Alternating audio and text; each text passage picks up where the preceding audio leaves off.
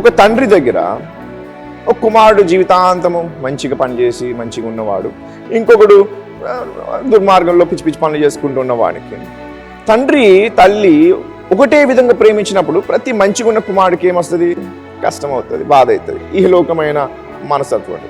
కానీ చూడండి, యేసు ప్రభుకి ఎటువంటి బాధ లేదు. ఆయనకి ఎంత ప్రేమిస్తారు, ప్రభు నన్ను ఎంత ప్రేమిస్తున్నావు, వారికి అంత ప్రేమిస్తావా?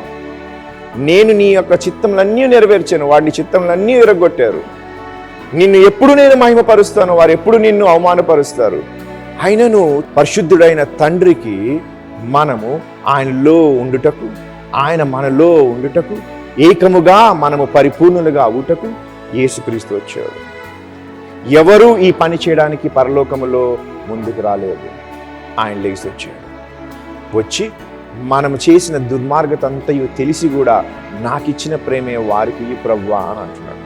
వారి యందు నేనును నా యందు నీవును ఉండుట వలన వారు సంపూర్ణులుగా చేయబడి ఏకముగా ఉన్నందున నీవు నన్ను పంపితివనియు నీవు నన్ను ప్రేమించినట్టే వారిని కూడా ప్రేమించితివనియు లోకము తెలుసుకొనున్నట్లు నాకు అనుగ్రహించిన మహిమను వారికి ఇచ్చి తిని. చూసావా ఏమిస్తున్నాడు?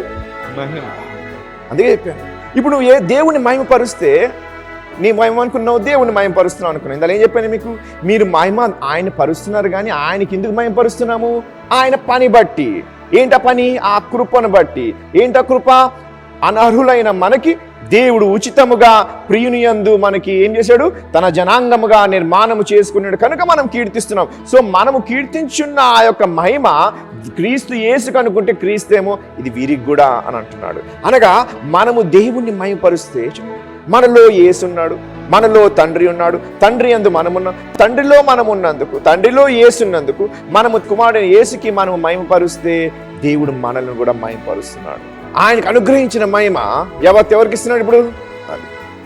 అనగా దేవుని స్తుతించిన ప్రతిసారి నువ్వు గ్రహించవలసింది ఏంటనగా దేవుని యొక్క నిర్మాణమై ఉన్నావని, దేవుని కోసము తయారు చేయబడిన మనిషివై ఉన్నావని, తన కోసము ప్రియుడుగా దేవుడు నీకు తయారు చేసుకుని చెప్పి నీవు స్తుతించాలి.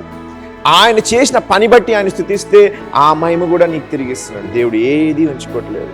తన కుమారుని ఇచ్చాడు, తన పరిశుద్ధిని ఇచ్చాడు, తన నీతిని ఇచ్చాడు, తన స్థలం ఇచ్చాడు, తన స్థానం ఇచ్చాడు, తన మనసు ఇచ్చాడు, ఆఖరికి తన మహిమ కూడా నీకు ఇస్తున్నాడు.